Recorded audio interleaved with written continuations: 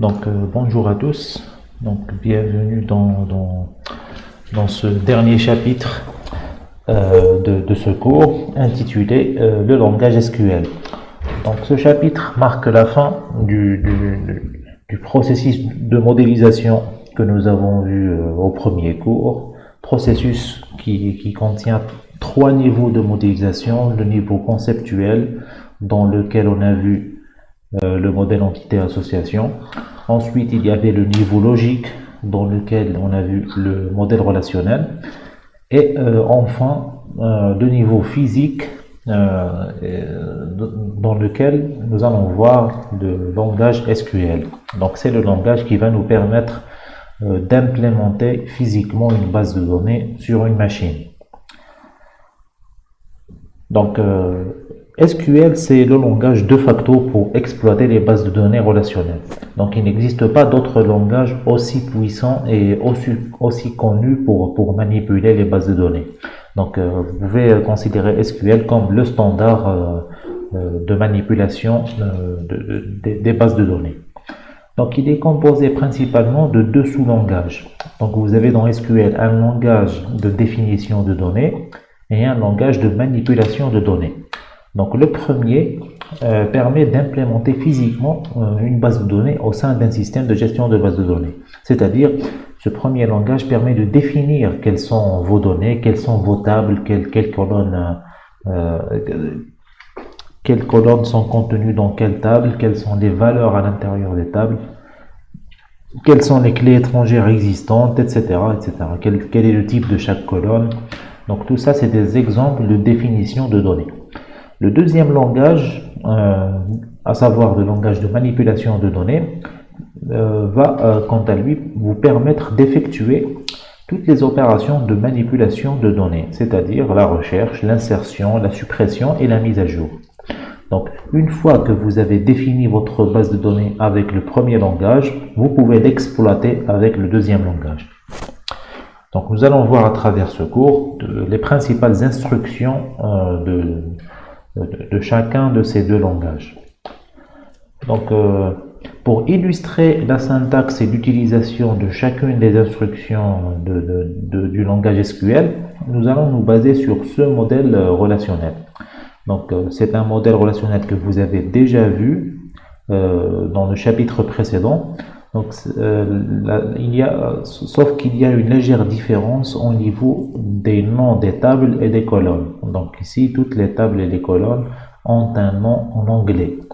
Donc, vous avez une table country qui décrit des pays du monde, avec pour chaque pays son code, son nom, son continent, sa superficie, sa population, sa capitale qui est une clé étrangère qui indique une ville et son chef d'État. Donc, la table City décrit des villes. Donc, pour chaque ville, vous avez l'identifiant de la ville, le nom, le code du pays où se trouve la ville et sa population.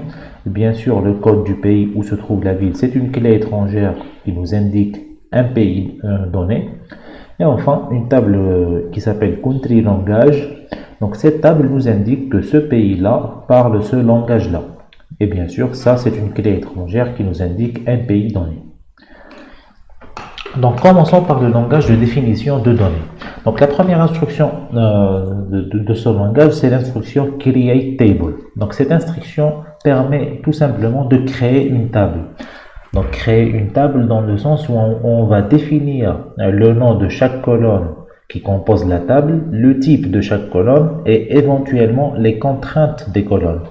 Donc, la syntaxe de Create Table, est la suivante. Donc, vous utilisez le mot-clé Create Table, suivi du nom de la table que vous voulez créer. Vous ouvrez une parenthèse. Ensuite, pour chaque colonne de votre table, vous mettez le nom de la colonne, le type de la colonne et l'éventuelle contrainte de cette colonne-là. Virgule, et vous définissez la deuxième colonne, etc., etc. Donc, à la fin, lorsque vous avez terminé de définir toutes vos colonnes, vous pouvez définir ce qu'on appelle des contraintes multicolonnes qu'on va voir par la suite. Donc, premièrement, nous devons parler des types de données que l'on va utiliser. Donc, Dans ce tableau, vous pouvez voir l'ensemble des types de données que l'on va utiliser dans le cadre de ce cours. Donc, à chaque fois qu'on aura besoin de nombres entiers, donc on va utiliser le type integer. Quelques exemples d'entiers. Donc, vous avez 1, 45, 10, 0. Vous pouvez même avoir les nombres négatifs. Lorsqu'on a besoin de nombres avec la virgule, on va utiliser le type real, qui signifie les nombres réels. Et enfin, lorsqu'on voudra utiliser le type chaîne de caractères, donc le nom de ce type c'est texte. Voilà. Maintenant, pour les contraintes existantes dans le langage SQL, donc la première contrainte et la plus importante, c'est la contrainte primary key. Donc cette contrainte permet tout simplement de déclarer une colonne comme étant la clé primaire d'une table. Donc vous avez une autre contrainte qui s'appelle not null. Donc cette contrainte s'assure que la colonne ne contienne pas de valeur nulle. Donc c'est-à-dire que si vous définissez une colonne comme not null, vous ne pouvez pas insérer des valeurs nulles dans cette colonne. Ensuite, vous avez la contrainte check suivie d'une condition C. Donc cette contrainte s'assure que toutes les valeurs de la colonne satisfont la condition C. Et enfin, pour définir des clés étrangères, vous devez utiliser la contrainte references. Donc la syntaxe de cette contrainte, c'est le mot-clé references suivi du nom de la table que vous référencez et entre parenthèses la colonne que vous référencez. Donc references déclare la colonne comme clé étrangère qui référence la colonne col de la table tab. Donc nous allons voir plusieurs exemples sur l'utilisation de ces quatre contraintes. Donc vous devez savoir que la contrainte primary key existe en version multicolonne. Donc nous avons vu précédemment que dans certaines tables, la clé primaire doit être composée de plusieurs attributs. Donc lorsque c'est le cas, on peut déclarer une contrainte primary key et ouvrir une parenthèse et mettre toutes les colonnes qui composent la clé primaire. Mais vous devez faire ça avant la parenthèse fermante de create table. Et on appelle ça une contrainte multicolonne. Donc cette instruction, c'est une version multicolonne de la contrainte primary key. Elle permet de déclarer une clé primaire composée des colonnes C1, C2 jusqu'à Cn. Donc check aussi possède une version multicolonne, donc vous pouvez mettre cette version à la fin de l'instruction create table, juste avant la parenthèse fermante. Et dans cette contrainte, vous pouvez mettre comme condition tout ce qui concerne toutes les colonnes de votre table. Donc vous pouvez faire des tests sur plusieurs colonnes. Donc là, on vous dit la condition C pourra porter sur plusieurs attributs. Donc voici l'instruction qui permet de créer la table country de tout à l'heure. Donc tout ce qui est en bleu, c'est un mot-clé. Donc on commence par l'instruction create table suivi du nom de la table qu'on veut créer. Donc en l'occurrence la table country. Donc on ouvre une parenthèse. Donc la table country qu'on a vue tout à l'heure possède 7 attributs ou 7 colonnes. L'attribut code qui est un texte et qui est la clé primaire de la table country. Donc vous voyez le nom de la colonne, le type et l'éventuelle contrainte. La colonne name est de type texte, elle doit être not nulle, donc vous ne pouvez pas créer un pays qui n'a pas de nom. Ensuite, continent, c'est du texte et c'est une colonne not nulle. Ensuite, surface area, c'est une colonne de type réel, donc la surface d'un pays, c'est un nombre réel, il doit être not nul. Et pour chaque valeur de cette colonne, on doit vérifier si cette valeur est supérieure à 0. Donc il ne peut pas exister un pays dont la surface est nulle ou négative. Donc la surface doit être toujours strictement positive. Donc vous voyez ici qu'on peut mettre plusieurs contraintes. Il suffit de les séparer par un espace. Concernant la population, c'est un entier. Il doit être not nul et il doit être strictement positif. La capitale, c'est un entier. Il doit être not nul. Et puisque la capitale nous indique l'identifiant d'une ville, donc c'est une clé étrangère qui référence. Donc c'est pour ça qu'on a mis la contrainte references suivie de la table city, entre parenthèses, la colonne ID. Donc, la colonne capitale, les valeurs de la colonne capitale vont provenir des valeurs de la colonne ID de la table city. Donc, vous ne pouvez pas ajouter une valeur dans la colonne capitale qui n'existe pas dans la colonne ID de la table city. Et enfin, la colonne Head of State, c'est du texte, c'est le nom du chef d'État et il doit être note nulle. Voilà, donc lorsque vous exécutez ça, vous allez créer une table country qui possède ces 7 colonnes ayant ces types-là et ayant ces contraintes. Donc concernant la table city, donc c'est à peu près la même chose. Create table city.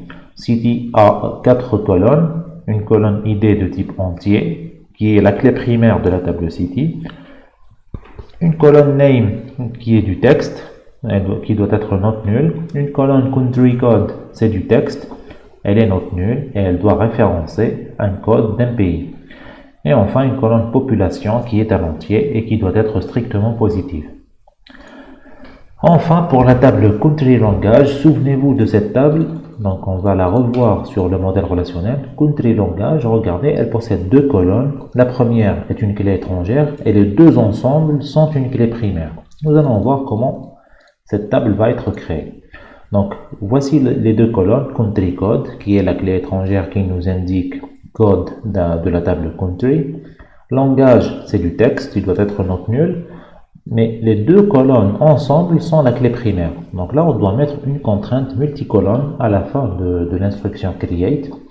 Donc en définition, comme clé primaire, les 2 colonnes country code et langage ensemble. Donc avec l'instruction primary key, parenthèse, les 2 colonnes country code et langage séparés par une virgule. Donc voilà pour l'instruction create.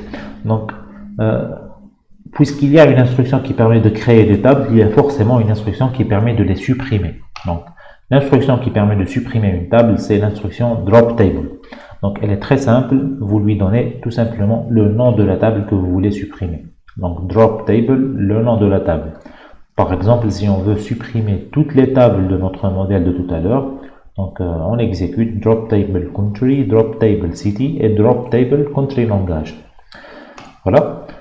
Donc, ce sont les 2 instructions du langage de définition de données. L'instruction create et l'instruction drop.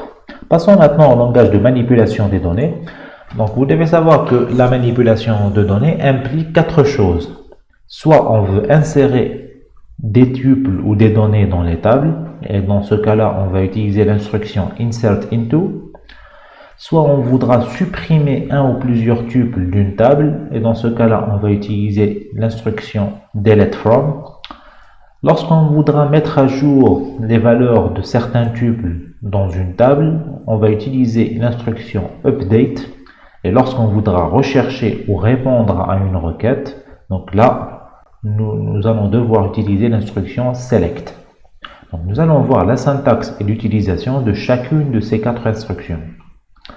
Donc pour l'instruction insert into, l'instruction qui permet d'insérer des tuples dans une table, la syntaxe est la suivante. Donc vous allez mettre les mots-clés insert into suivis du nom de la table dans laquelle vous voulez insérer un tuple.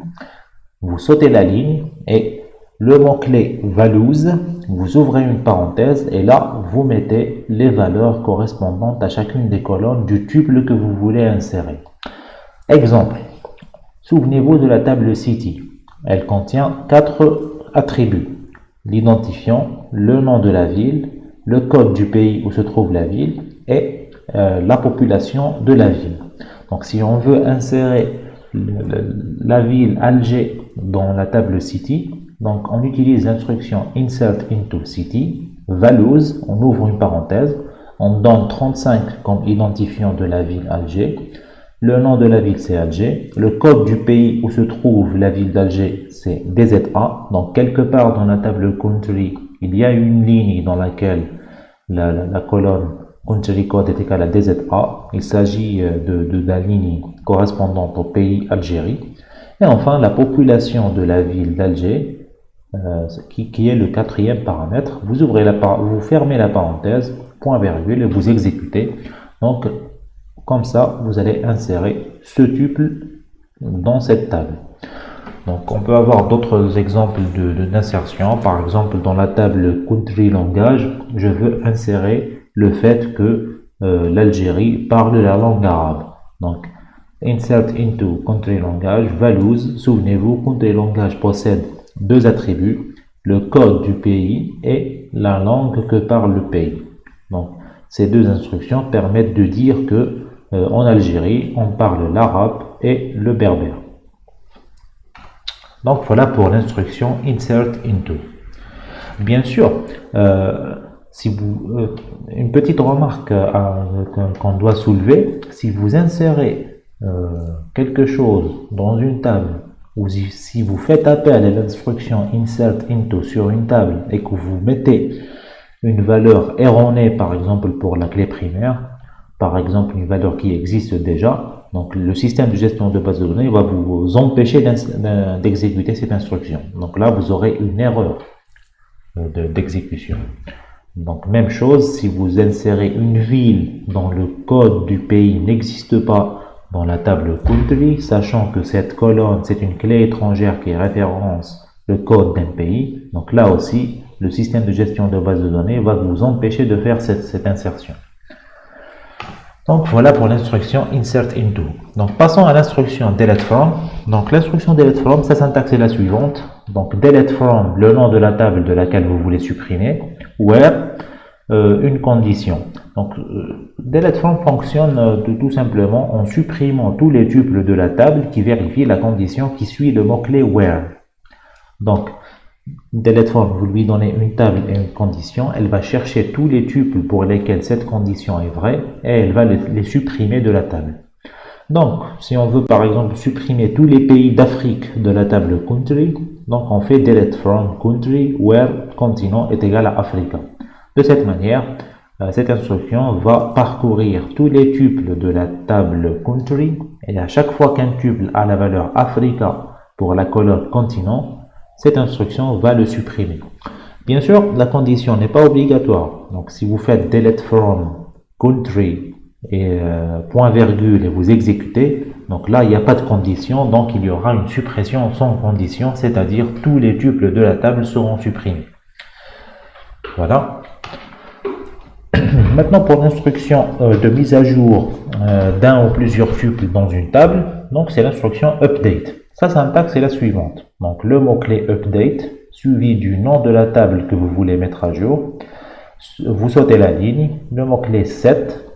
Ensuite, vous mettez la modification que vous voulez faire ou la mise à jour que vous voulez faire en indiquant la colonne que vous voulez modifier suivi du symbole égal suivi de la nouvelle valeur de cette colonne. Vous sautez la ligne, le mot-clé where et vous mettez la condition qui caractérise les tuples que vous voulez mettre à jour. Donc update effectue la modification qui suit le mot-clé set, c'est-à-dire elle va effectuer cette modification sur tous les tuples de la table, de cette table-là, qui vérifie la condition qui suit le mot-clé where. Donc tous les tuples qui ont cette condition vraie vont subir cette modification.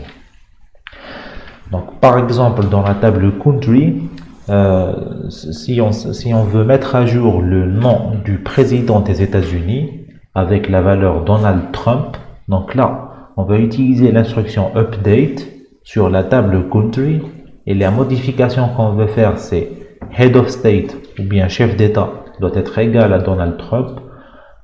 Où est-ce qu'on doit faire cette modification? C'est-à-dire where, là où le code est égal à USA. Donc on va chercher la ligne ou bien le tuple où le code est égal à USA et on va lui faire cette mise à jour. Donc on arrive maintenant à la dernière instruction utilisée pour manipuler les données, à savoir l'instruction select qui permet de rechercher les données. Donc pour cette instruction, on va utiliser un petit SGBD, c'est le SGBD SQLite. Donc Donc l'outil qu'on va utiliser pour manipuler des bases de données SQLite, c'est le même outil que vous avez vu durant le premier chapitre. Donc c'est l'outil DB Browser for SQLite.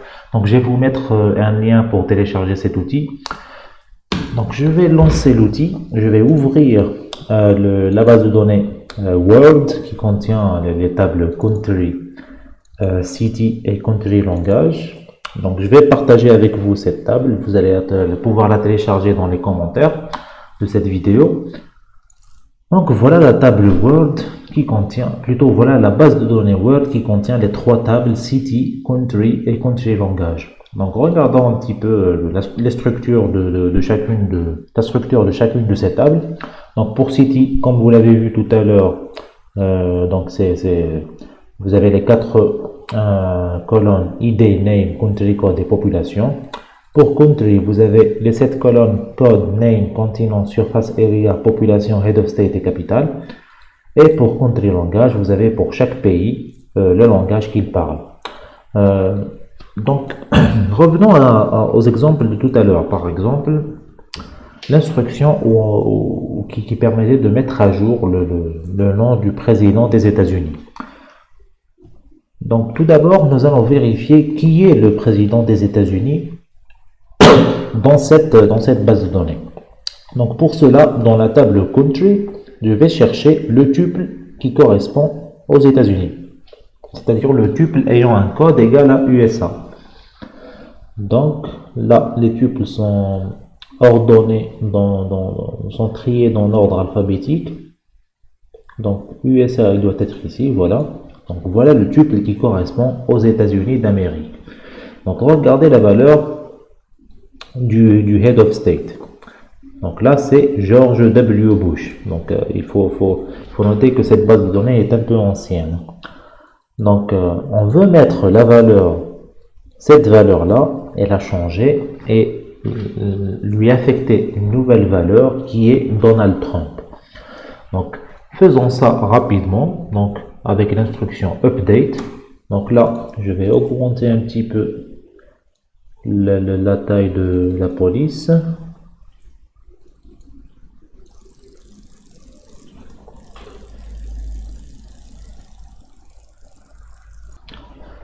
Voilà. Donc update, la table que je veux. Donc je vais mettre la syntaxe d'update et on va remplir ou mettre ce qu'on doit mettre après chacune des instructions. Donc update suivi du nom de la table qu'on veut mettre à jour. Dans cet exemple, c'est la table country.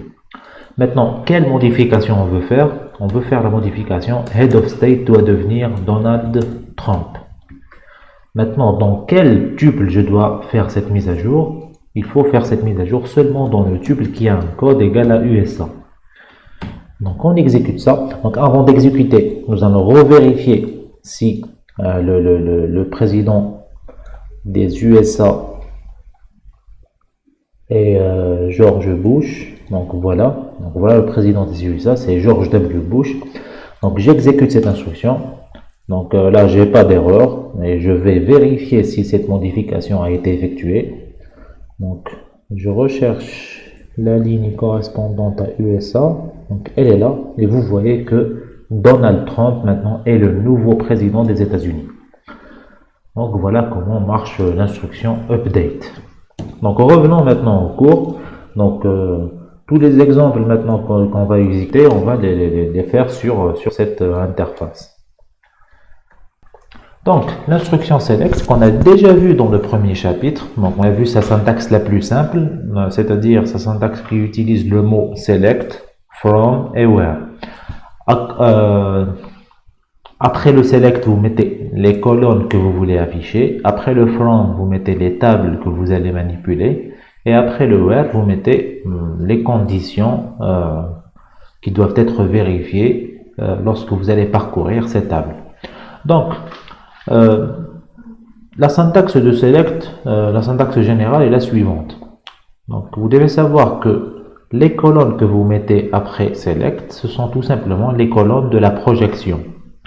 Donc là, vous voyez le lien avec l'algèbre relationnelle. Donc tout ce qui est projection va devenir select. Donc, on peut utiliser le symbole étoile pour projeter sur toutes les colonnes. Si on veut, par exemple, afficher toutes les colonnes d'une table sans avoir à mettre le nom de chacune des colonnes séparées par des virgules, on peut utiliser le symbole dièse qui va projeter sur toutes les colonnes de la table. Ensuite, ce que vous voyez ici après le from, c'est les noms des tables que vous allez utiliser. Donc, c'est les tables dans lesquelles la recherche sera effectuée. Si vous voulez, c'est les tables sur lesquelles le produit cartésien va être exécuté. Donc, on va voir tout à l'heure pourquoi je parle de produit cartésien. Et enfin, ce que vous voyez après le where, c'est tout simplement les restrictions. Donc, c'est l'opération sigma que vous voyez après le where. C'est les restrictions que vous allez faire. Donc, essayons de répondre à certaines des questions ou des requêtes de ce cours. Donc, première requête, lister le nom de chaque pays et le nom de son chef d'État. Donc, pour répondre à cette requête-là, je vais l'écrire ici. Donc là, c'est un commentaire, il ne va pas s'exécuter normalement. Donc, non. Donc voilà, pour faire des commentaires en SQL, donc vous mettez deux fois le symbole moins suivi de votre commentaire. Donc on va répondre à cette question. Lister le nom de chaque pays et le nom de son chef d'État. Donc pour répondre à cette question, souvenez-vous, donc je vais mettre le modèle juste à côté. Donc comme ça, nous allons savoir à chaque fois quelle table on va utiliser. Donc essayez d'ouvrir le fichier PDF chez vous parce que là cette fenêtre ne veut pas se réduire. Donc souvenez-vous, le nom du chef de chaque pays et le nom de son chef d'État, ce sont deux colonnes, toutes les deux présentes dans la table country. Donc dans mon select, donc je vais préparer select from et where et je vais remplir tout simplement ce qu'il y a après le select, ce qu'il y a après le from, ce qu'il y a après le where. Donc ce qu'il y a après le select, c'est tout simplement la projection que je veux faire, c'est-à-dire les colonnes que je veux afficher. Donc d'après la question, les colonnes que je veux afficher, c'est le nom du pays. Souvenez-vous ici, les noms des colonnes sont en anglais. Et le nom du chef d'État, donc Head of State. Maintenant, de quelle table je vais ramener les valeurs de ces colonnes? Je vais les ramener de la table Country. Maintenant, quelle restriction je dois faire? C'est-à-dire quel tuple ou quel pays pour quel pays je dois afficher le nom et le nom du chef d'État? Là, on ne précise pas de quel pays, c'est-à-dire pour tous les pays. Donc, en quelque sorte, il n'y a pas de condition dans le where. Donc, vous éliminez tout simplement le where. Vous exécutez, et là, vous avez le résultat juste en bas. Vous avez le nom de chaque pays et le nom de son chef d'État. Pour vérifier si c'est correct, nous allons voir pour l'Algérie. Donc, l'Algérie.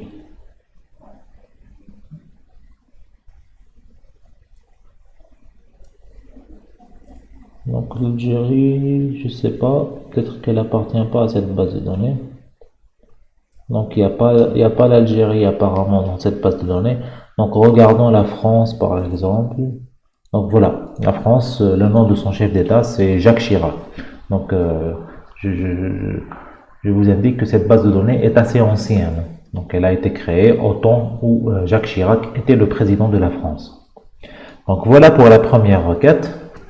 Ensuite, deuxième, donc voilà la réponse à cette première requête. Select name, head of state from country.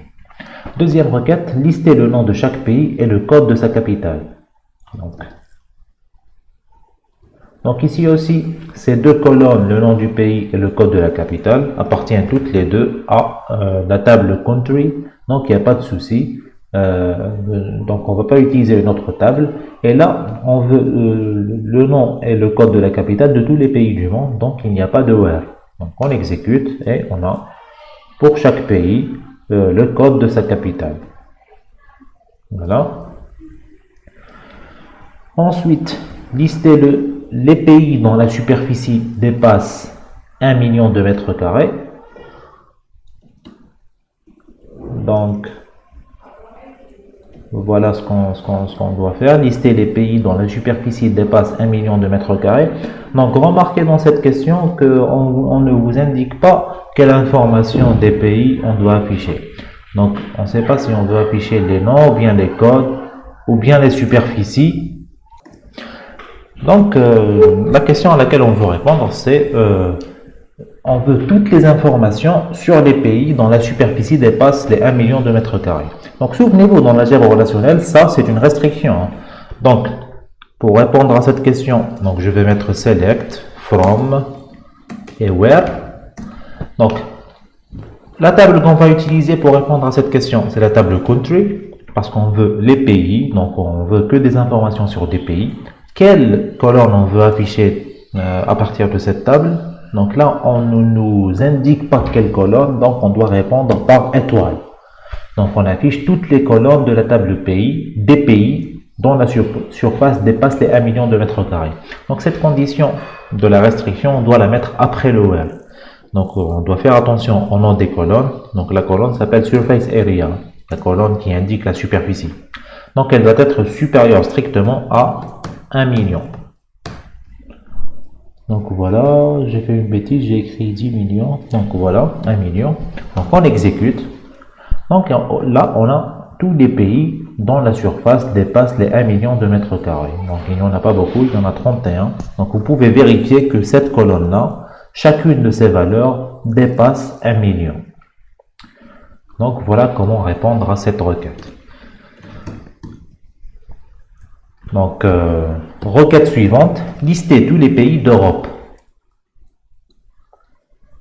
Donc je vais écrire cette requête ici.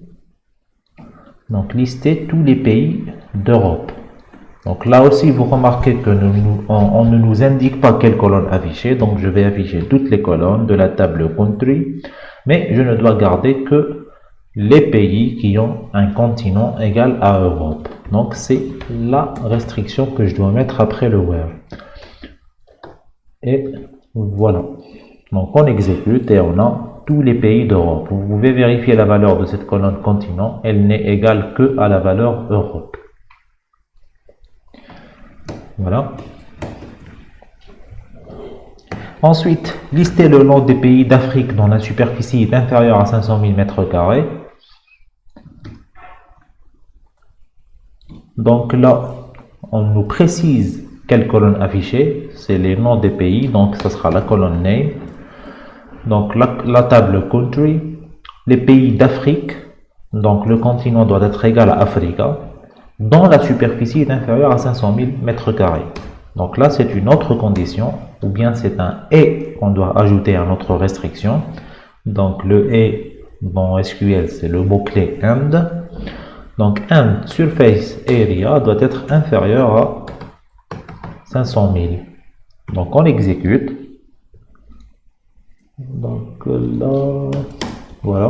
Donc on exécute et on a tous les pays africains dont la superficie est inférieure à 500 000 mètres carrés. Voilà. Ensuite, qui est le chef d'État du Zimbabwe? Donc, pour répondre à cette question, donc, ce qu'on doit projeter, c'est le Head of State. La table qu'on va utiliser, c'est la table Country. Voilà. Maintenant, quel tuple on va garder? Seulement le tuple où le name est égal à Zimbabwe.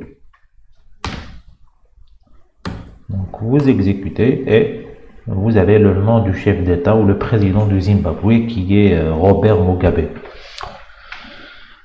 Ensuite, requête suivante. Quelle est la superficie de l'Algérie? Donc, pour répondre à cette question, donc on va garder le select, le from et le where. Donc dans le select, ce qu'on veut afficher, c'est la superficie. Donc on fait une projection sur surface area à partir de la table country et on doit garder que le tuple pour lequel le nom du pays c'est Algérie. Donc là, where name est égal à Algérie. Et voilà la superficie de l'Algérie. Ensuite, Dans quel continent se trouve le pays dont le code est égal à bras? Donc, souvenez-vous, les colonnes continent et code sont toutes les deux issues de la table country. Donc, pour répondre à cette question, il suffit d'utiliser la table country seulement. Donc, dans quel continent se trouve, c'est-à-dire on va projeter sur la colonne continent, le pays dont la capitale est égale à bras. Donc là, la colonne capitale est égale à... Et plutôt, dans quel continent se trouve le pays dont le code est égal à bras. Donc là, c'est la colonne code qui doit être égale à bras. Donc on exécute. Donc bras, c'est le Brésil. Donc il se trouve dans le continent Amérique du Sud, South America. Et voilà. Ensuite, quel est le code du pays dont la capitale a pour identifiant 716? Donc là, ce qu'on veut afficher, c'est le code du pays. Donc ces deux informations, code et capitale, sont toutes les deux dans la table country. Donc la restriction ici, c'est que capitale doit être égale à 716. Donc capitale, la colonne capitale, qui est un entier, doit être égale à 716. Donc le code du pays qui a une capitale égale à 716, c'est ZAF. Ensuite, listez les villes qui se trouvent dans le pays ayant le code MEX. Donc là, pour répondre à cette question, donc on veut afficher les villes, c'est-à-dire on va parcourir maintenant la table City. Donc quelle information de ville on veut afficher? Donc on ne nous indique pas quelle colonne à afficher, donc on va afficher toutes les colonnes de la table City, mais on ne va afficher que les tuples qui ont un code pays égal à MEX. Donc là, country code doit être égal à MEX. Donc souvenez-vous, hein, pour la table City, la colonne clé étrangère s'appelle country code et pas code, contrairement à la colonne de clé primaire qui s'appelle code dans la table country. Donc voilà, on exécute ça. Voilà toutes les villes du pays ayant le code MEX, qui est le Mexique. Ensuite, listez les langues parlées en Algérie, sachant que ce pays porte le code DZA. Donc voilà.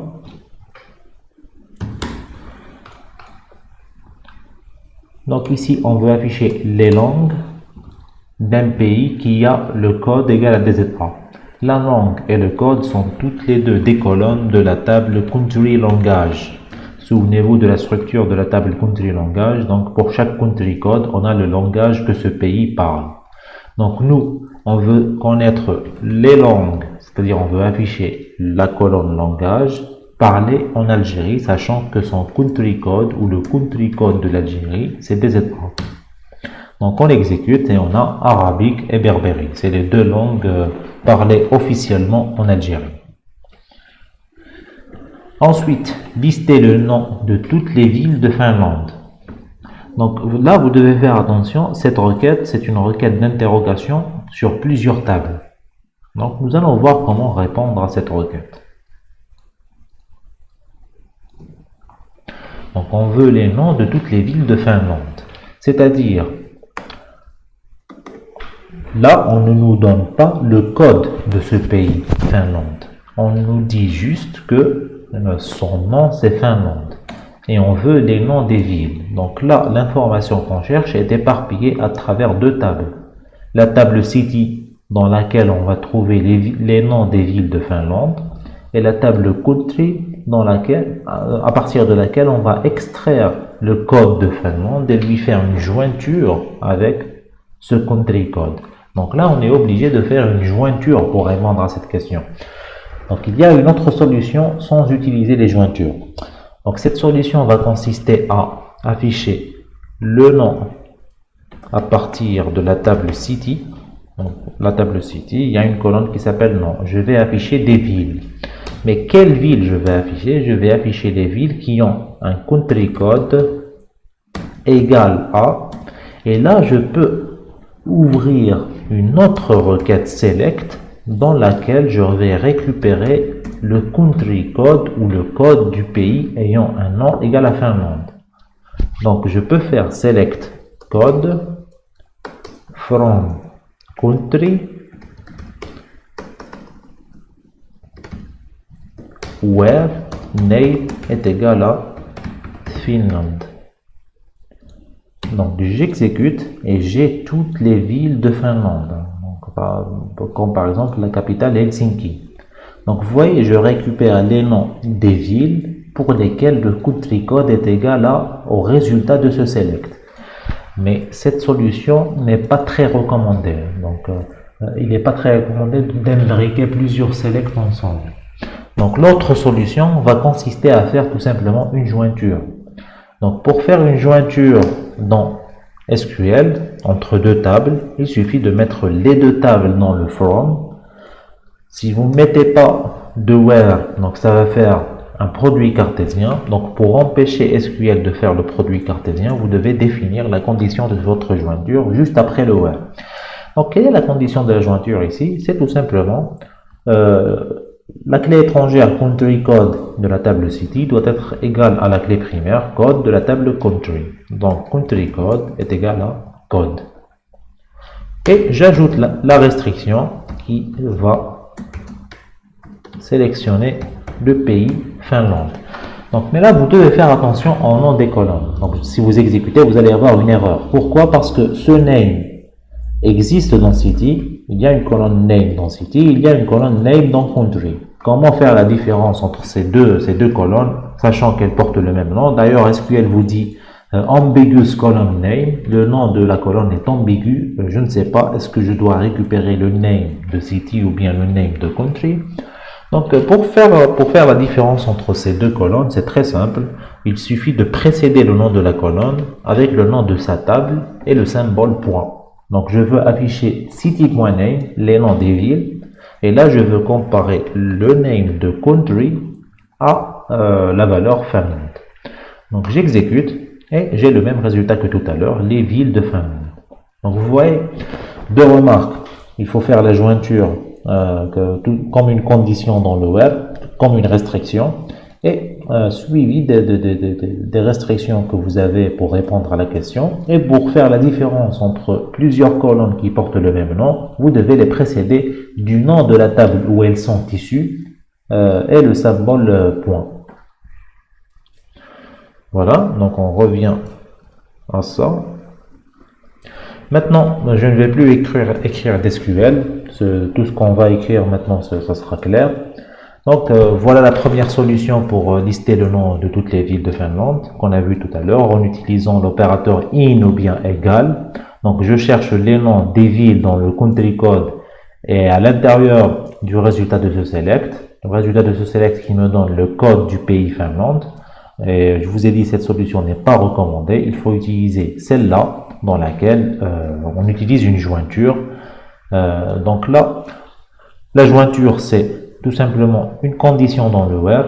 Et la restriction aussi, ça sera une condition dans le web. Et vous devez faire attention au nom des colonnes. Lorsqu'ils sont similaires, vous devez les différencier avec le nom de la table d'où est issue la colonne.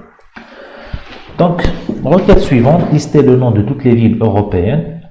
Donc là aussi, c'est une jointure entre city et country parce que je veux les noms des villes et je veux comparer la colonne continent à Europe.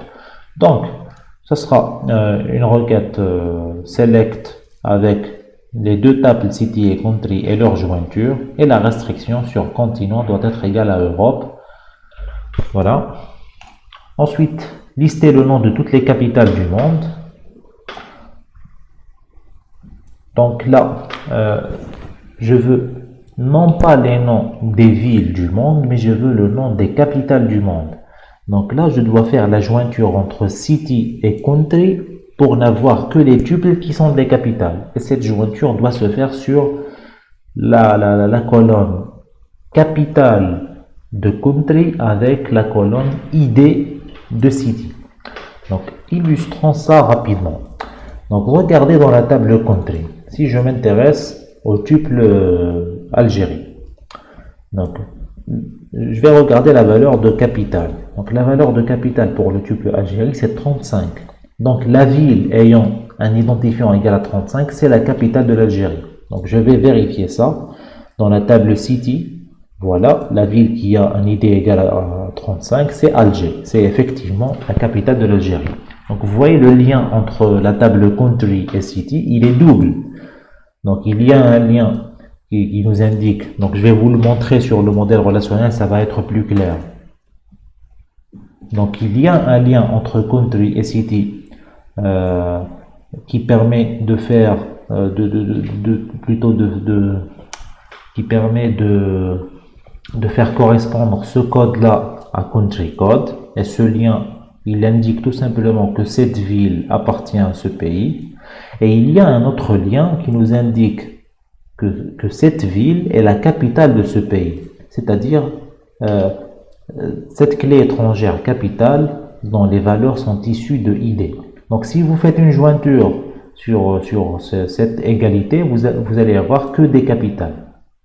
Et si vous faites une jointure sur cette égalité, vous allez avoir toutes les villes du monde. Donc la question à laquelle on est arrivé, c'est donner le nom de toutes les capitales du monde. Donc là, il suffit tout simplement d'afficher le nom des villes à partir de deux tables City et Country et faire la jointure entre capitale et ID, sans préciser d'autres restrictions parce qu'il nous dit toutes les capitales du monde, sans préciser de conditions. Ensuite, lister le nom des pays africains francophones. Donc là, les deux tables qu'on va utiliser, c'est la table Country et Country Langage. Donc la table Country, on l'utilise pour afficher les noms des pays. La table Country Langage, c'est pour comparer la langue à la langue française. Et dans la table Country, on doit faire une restriction sur le continent qui doit être égal à Afrique. La jointure entre les deux tables Country et Country Langage va se faire sur la condition Country Code est égal à code. Donc parce que Country Langage contient une clé étrangère qui nous indique le code du pays qui parle la langue qui se trouve dans la colonne qui se trouve à côté. Donc voilà le nom des pays à partir des deux tables Country et Country Langage.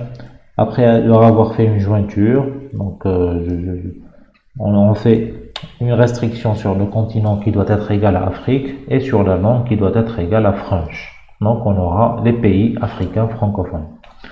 Ensuite, lister les pays, lister les langues parlées en Suisse. Donc là, c'est la même chose, une jointure entre Country Langage avec une restriction sur le nom qui doit être égal à Switzerland et on affiche la colonne langage.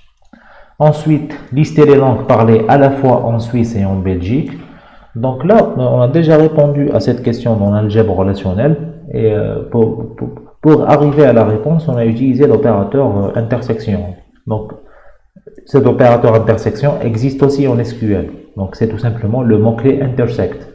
Donc, pour répondre à cette question en SQL, il suffit de calculer les langues parlées en Suisse, suivi des langues parlées en Belgique, et faire une intersection entre ces deux résultats, ce select-là et ce select-là. Voilà.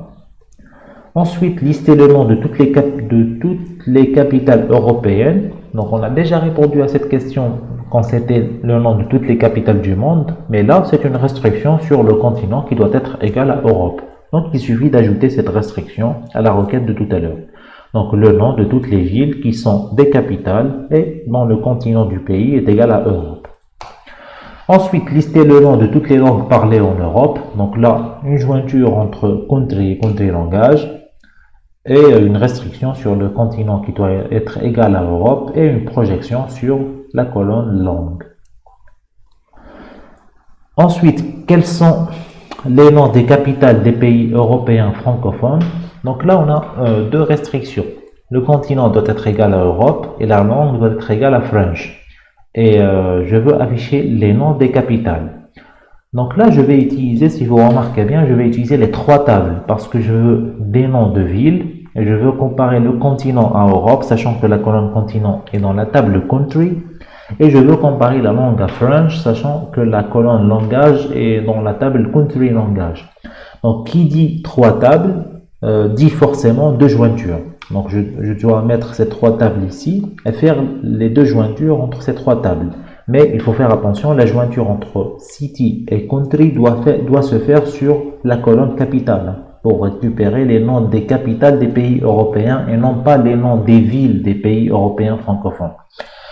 Donc voilà la jointure qui ne récupère que les capitales. Voilà la jointure entre country code, plutôt country langage et country.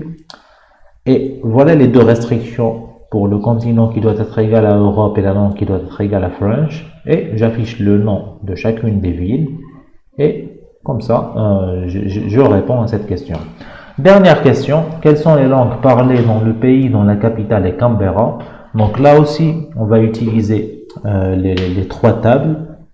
Pourquoi les trois tables? Parce que le nom de la capitale, c'est un nom de ville, il doit être égal à Canberra. Donc quelque part, la colonne name de la table city, je dois la comparer à la valeur Canberra.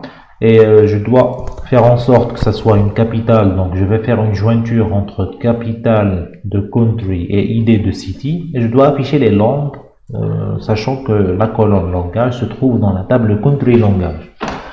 Donc voilà mes deux jointures. La jointure, faites attention, la jointure qui récupère les capitales. Et je compare le nom de cette ville à Canberra. Et j'affiche la langue. Et comme ça, on a terminé la première partie de ce chapitre. Donc je vous dis au revoir et à la prochaine et à la deuxième partie de ce chapitre.